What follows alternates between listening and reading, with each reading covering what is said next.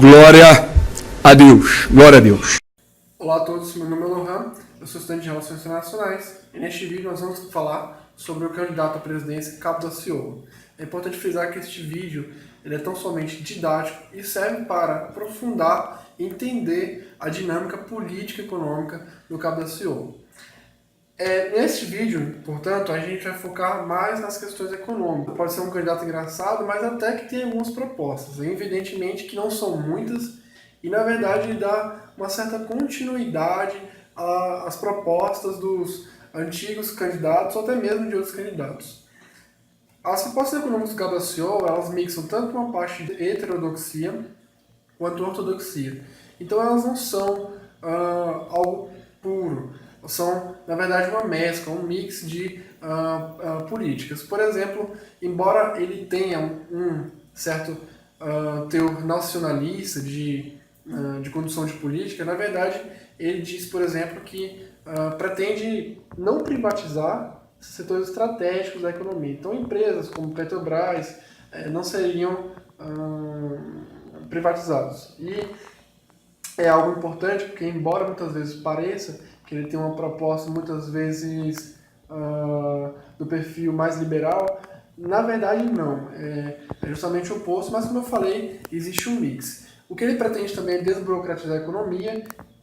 Ele falou isso de maneira mais geral, mas pretende baixar a taxa de juros, que é um tipo de política monetária.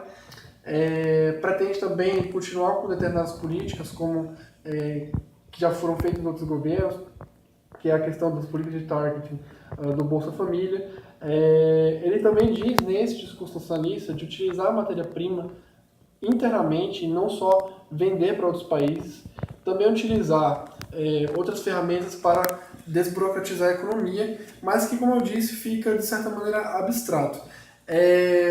Além disso, ele pretende focar 10% do PIB para a educação e 10% do PIB para as Forças Armadas. Pretende também fazer uma política de aumentar os salários das pessoas, dos trabalhadores em geral, no caso dos professores. Ele pretende industrializar o país, é uma das pautas que ele bate bastante. Dessa maneira, a gente também pode entender que o Cabo Daciolo tem uma política nacional desenvolvimentista. E como eu disse, é um tipo de política híbrida e não uma política, como posso dizer, pura, né?